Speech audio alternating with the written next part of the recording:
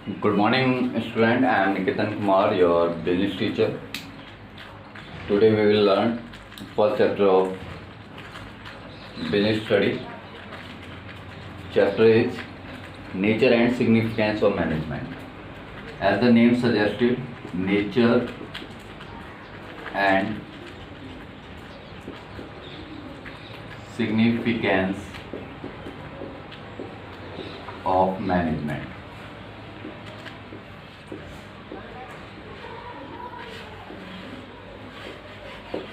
Okay, chapter का नाम जैसे बताया हुआ है वैसे ही चैप्टर के बारे में भी डिस्क्राइब किया हुआ है।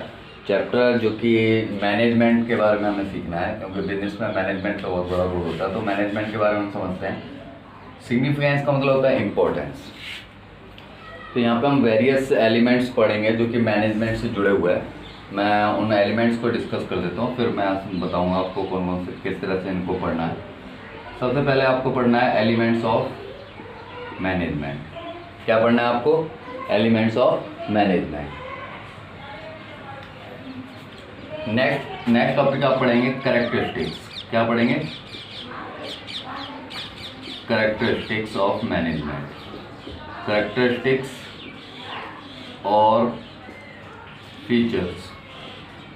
Features of management. इसको भी याद करने की मैंने आपको ट्रिक बताई थी, उस ट्रिक से आप इसको याद कर सकते हैं। नेक्स्ट टाइप जो है वो है ऑब्जेक्टिव्स। टाइप्स नहीं कह सकते, मैं कहूँगा इसको objectives of management. Means management के ही बारे में हम बता रहे हैं, तो मैनेजमेंट का ये नेक्स्ट कंटेंट कह सकते हैं, एक नेक्स्ट पार्ट कह सकते हैं। अब इतना कुछ है मैनेजमेंट की, तो मैनेजमेंट कुछ इम्पोर्टेंस भी रखता होगा, तो इम्पोर्टेंस के बारे में भी आपको याद करना पड़ेगा। मैनेजमेंट की क्या क्या इम्पोर्टेंस हो सकती है, किस तरह से वो हेल्पफुल हो सकता है किसी के लिए भी, एक ऑर्गेनाइजेशन के लिए खास तौर पे, स्पेशली फॉर ऑर्गेनाइजेशन। एंड हम यहाँ पे नेचर के बारे में भी पढ़ेंगे कि मैनेजमेंट का नेचर कैसा है। यहाँ पे सबसे ज़्यादा पजल्ड होते हैं बच्चे। ये टॉपिक सबसे ज़्यादा पजल करने वाला होता है, क्योंकि बच्चों को इतना इफ़ेक्टिवली इसको क्लियरफाई नहीं कर पाते, एक्सप्लेन नहीं कर पाते। एंड जो सबसे इजी और इफ़ेक्टिव टॉपिक यहाँ पे आता है वो है levels of management. Levels of management आपको बहुत अच्छे से समझ में आता है और इससे बहुत क्वेश्चन भी पूछे जाते हैं। एंड आफ्टर ऑल हम लास्ट में एक और टॉपिक पढ़ेंगे, functions of management. Functions of management. And एक और लास्ट में इसका एक और पार्ट हो जाता है वो जो कि कोऑर्डिनेशन है, जो कि इसेंस माना जाता है, coordinations of management. Coordinations of management, ये सारे टॉपिक हमें यहाँ पे समझने पड़ेंगे, तो इनको हम एक एक करके एक्सप्लेन करते हैं। ऑलराइट, तो ये टॉपिक आपको पढ़ने हैं। अगर ये टॉपिक आपने सारे समझ लिए तो यानी फर्स्ट चैप्टर आपका फिनिश है, यानी कि हार्डली आपको थोड़ी सी मेहनत करनी पड़ेगी। मैं नंबरिंग कर देता हूँ यहाँ पे 2, 3, 4, 5, 6, 7, 8। हालांकि इसके भी पार्ट हैं, वो भी मैं आपको बताऊंगा। इसके कोऑर्डिनेशन के बारे में आपको क्या क्या पढ़ना पड़ेगा, कोऑर्डिनेशन का कंटेंट भी आपको समझना पड़ेगा। ओके, सबसे पहले यहाँ पे ये लिखा है एलिमेंट्स। तो एलिमेंट्स को मैं आपको बताऊंगा कि कौन कौन से एलिमेंट्स आपको पढ़ने पड़ेंगे, यानी कि इसके सब पार्ट में आपको पढ़ना पड़ेगा। मैनेजमेंट एज ए प्रोसेस, तो आपको बताना, एक्सप्लेन करना पड़ेगा प्रोसेस कैसे है। एक और वर्ड यहाँ पे मैं लिख रहा हूँ, इफेक्टिवनेस। क्या? इफेक्टिवनेस। आपको ये बताना पड़ेगा इफेक्टिवनेस कैसे होता है management. And efficiency. What? Efficiency होती है मैक्सिमम, यानी कि मैक्सिमम आउटपुट करना और टाइम पे भी काम करना, मिनिमम कॉस्ट, मिनिमम वेस्टेज, तो वो हमारी इफिशियंसी कहलाती है। तो वो आप यहाँ पे पढ़ेंगे। ये 3 पॉइंट आपको यहाँ पे करना है, 3 पॉइंट में ख़त्म हो जाएगा। अब बात करता हूँ मैं नेक्स्ट टॉपिक की, कैरेक्टरिस्टिक्स ऑफ मैनेजमेंट। तो इसके लिए मैं आपको एक निमोनिक याद करने के लिए बोला था, जिसको आप कम शब्दों में इसको याद कर सकते हैं, MCD पिग स्क्वायर। ये निमोनिक आपको याद करना है। एम का मतलब मल्टी डायमेंशनल। मैनेजमेंट कैसा होता है? मल्टी डायमेंशनल होता है। Management is multi dimensional. C for continuous, D for, तो ये सभी आपको पता होने चाहिए। कीवर्ड जो मैंने यहाँ पे फुल फॉर्म आपको बताई है, ये आपको वन मोर G आप यहाँ पे लिखें। तो ये इस तरह से आप इनकी फुल फॉर्म लिख लें ताकि आपको ज़्यादा दिक्कत ना हो इनको याद करने में। ऑलराइट, तो ये आप कर पाएंगे। ओके, नेक्स्ट बात करता हूँ मैं ऑब्जेक्टिव्स ऑफ मैनेजमेंट। मैनेजमेंट के ऑब्जेक्टिव, तो 3 तरह के ऑब्जेक्टिव होते हैं।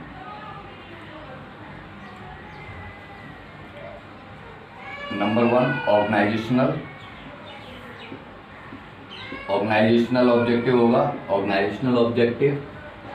नंबर 2 सोशल ऑब्जेक्टिव होगा, किसी भी मैनेजमेंट का सोशल, क्योंकि management is a part of society, so like conservation of natural resource या यूजिंग इन्वायरमेंट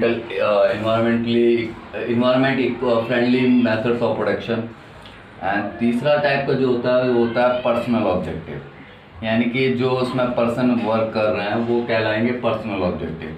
उनका भी तो कोई ऑब्जेक्टिव होगा जो वहाँ पे काम कर रहे हैं, बिल्कुल होगा। उनकी फाइनेंशियल नीड्स होगी, उनकी सोशल नीड्स होंगी और हाई लेवल्स की नीड्स होंगी, तो वो हमारा क्या कहलाएगा, पर्सनल ऑब्जेक्टिव। तो इनको भी यहाँ पे पॉइंट्स में अभी पॉइंट में लिखा है मैंने, बट आपको समझना है और इफेक्टिवली अच्छे से। बट अभी जो केस स्टडी की फॉर्म में क्वेश्चन आता है तो उसमें पर्टिकुलर टॉपिक या पर्टिकुलर नाम पूछा जाता है, तो आपको नाम याद रखना पड़ेगा। ओके, इम्पोर्टेंस की बात करूँ तो इम्पोर्टेंस से रिलेटेड सीधा इस क्वेश्चन आ जाता है, ये कोई पर इम्पोर्टेंस की फॉर्म में भी आ सकता है कि किस तरह से इम्पोर्टेंस देता है मैनेजमेंट। तो आप बता सकते हैं कि अचीविंग ग्रुप गोल्स, पहला पॉइंट इस तरह से डिस्क्राइब कर सकते हैं, अचीविंग ग्रुप गोल्स। तो इम्पोर्टेंस को मैं अलग से एक्सप्लेन कर देता हूँ। Increase efficiency, create dynamic organization, and management helps in achieving personal objective and also helps in the development of society. So in this way we can write the importance of management. So you can write 5 points here, आपके book में given है, आप 5 points वो पढ़ लें कौन कौन से पॉइंट्स हैं, मैंने आपको बता भी दिया अभी, पर फिर अभी आप इसको एक बार रीड करें। ओके, नेक्स्ट पार्ट आता है nature of management. Nature of management बहुत ज़्यादा इंपॉर्टेंट है टॉपिक है, जो कि ना मतलब कॉम्प्लेक्स टॉपिक है जो समझ में नहीं आता बच्चों को ज़्यादातर। तो नेचर को मैं यहाँ पे मैनेजमेंट के नेचर के बारे में बात करता हूँ कि नेचर, जैसा कि चैप्टर में भी बताया कि नेचर कैसा होता है मैनेजमेंट का। तो बिल्कुल इसको हमें कंपैरिजन करना पड़ेगा साइंस के साथ कि मैनेजमेंट साइंस है या नहीं है। तो साइंस के जो फीचर्स होते हैं वो आपको समझना पड़ेंगे। मैनेजमेंट आर्ट है या नहीं है, तो आर्ट के आपको फीचर समझने पड़ेंगे। एंड लास्ट में है प्रोफेशन। ओके, जैसे आप इनके फीचर्स, इनके क्या पढ़ने पड़ेंगे, फीचर्स, मैं यहाँ पे लिख दे रहा हूँ फीचर्स। आपको ये फीचर्स सभी के पढ़ने हैं, चाहे वो साइंस के बारे में बात कर रहा हूँ या मैं आर्ट के बारे में बात कर रहा हूँ या प्रोफेशन के बात कर रहा हूँ। जैसे साइंस के अगर आप फीचर्स देखेंगे तो आपकी बुक में आपको मिल जाएगा कि साइंस क्या होती है, सिस्टमेटाइज बॉडी ऑफ नॉलेज होती है। ओके, प्रिंसिपल जो होते हैं उसमें वो बेस्ड ऑन एक्सपेरिमेंट होते हैं, एक्सपेरिमेंट एंड ऑब्जर्वेशन, बहुत सारा एक्सपेरिमेंट करके ऑब्जर्व करके हमें उससे बनाया जाता है। एंड फाइनली यूनिवर्सल वैलिडिटी, यानी कि यूनिवर्सल वैलिड है वो, यहाँ ऐसा नहीं है कि वो एक कंट्री में हो रहा है दूसरे कंट्री में वो नहीं होगा, सेम होगा, क्योंकि साइंस सबके लिए एक जैसी है। आर्ट, अब इसी तरह से आपको आर्ट के फीचर्स पढ़ने पड़ेंगे। एंड फाइनली आपको प्रोफेशन के फीचर्स, ये फीचर्स आप कर लोगे तो आपका ये टॉपिक जो नेचर्स है, जो कि मैं कह रहा हूँ बहुत डिफिकल्ट है, कॉम्प्लेक्स है, आपके लिए बहुत आसान हो जाएगा। नेक्स्ट टॉपिक आपको पढ़ना है लेवल्स ऑफ मैनेजमेंट। तो लेवल्स ऑफ मैनेजमेंट में आपको 3 लेवल्स होते हैं मैनेजमेंट के, उन तीनों लेवल्स के बारे में पढ़ना है आपको। सबसे पहला आपका लेवल है टॉप, दूसरा लेवल होता है आपका मिडिल, ओके, जिसको आप तीसरा जो लेवल होता है लोअर, और इसको सुपरवाइजरी लेवल भी बोलते हैं। कौन सा, सुपरवाइजरी आपको वर्ड, लोअर तो याद रहेगा बट सुपरवाइजरी याद नहीं रहेगा, इसलिए मैं सुपरवाइजरी लिख रहा हूँ। तो सुपरवाइजरी आपको बताएंगे सुपरवाइजरी लेवल्स, जो तीनों लेवल्स के आपको क्या करना है, इनके फंक्शंस को अच्छे से याद कर लें। फंक्शन का मतलब होता है काम। अगर ये आपने कर लिया तो समझ लेना ये आपका 100% हो गया, और 100% वाला टॉपिक है, यानी कि यहाँ से क्वेश्चन आता ही आता है। तो मैं इसको स्टार बना देता हूँ, ये टॉपिक आपको 100% आना चाहिए। अगर ये टॉपिक नहीं किया है इस चैप्टर में तो यानी कि आपने कुछ नहीं सीखा इस चैप्टर का। नेक्स्ट टॉपिक की बात करता हूँ तो फंक्शन ऑफ मैनेजमेंट। तो फंक्शन मैनेजमेंट की बहुत आसान है, आपको इसमें कुछ ज़्यादा हार्ड वर्क नहीं करना है। प्लानिंग सबसे पहला फंक्शन आपको पता है कि मैनेजमेंट का क्या होता है, प्लानिंग होता है। उसके बाद हम क्या करते हैं, ऑर्गेनाइजिंग करते हैं, ऑर्गेनाइजिंग। नेक्स्ट टॉपिक हो जाएगा क्या हमारा, ऑर्गेनाइजिंग के बाद staffing, yes. Next yes directing, and final में यस कंट्रोलिंग, राइट।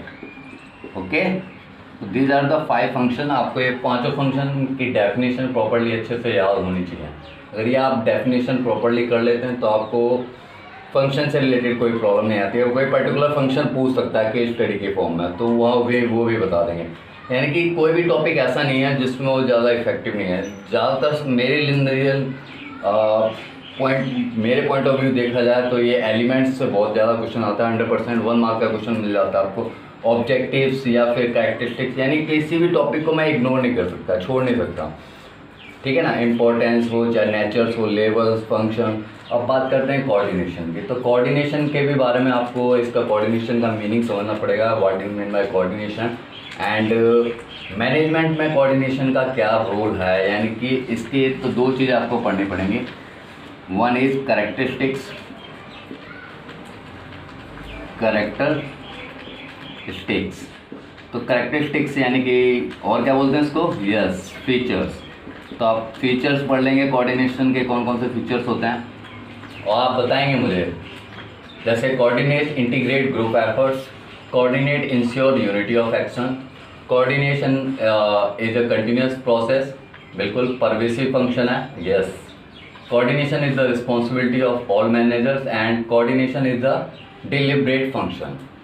डिलिब्रेट का मतलब जानबूझ के करने वाला फंक्शन है। ऐसा नहीं है कि अनजाने में हो जाएगा, नहीं। कोऑर्डिनेशन आपको जानबूझ के करना पड़ेगा।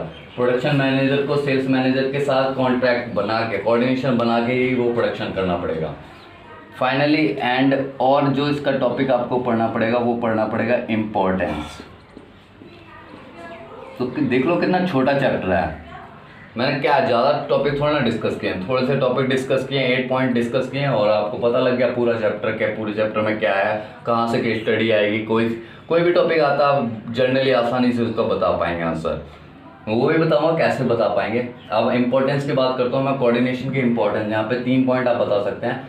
ग्रोथ इन साइज, साइज के ग्रोथ के अकॉर्डिंग हमारा कोऑर्डिनेशन का साइज भी है जो है वो बढ़ जाता है। And functional differentiation, functional differentiation से मतलब क्या है कि सबका फंक्शन अलग अलग है, सब डिफरेंट फंक्शन कर रहे हैं। प्रोडक्शन वाला अलग फंक्शन कर रहा है, सेल्स वाला अलग फंक्शन कर रहा है, ठीक है, परचेजिंग वाला अलग फंक्शन कर रहा है। बट सभी के फंक्शंस को हमें क्या करना पड़ेगा, कोऑर्डिनेट करना पड़ेगा।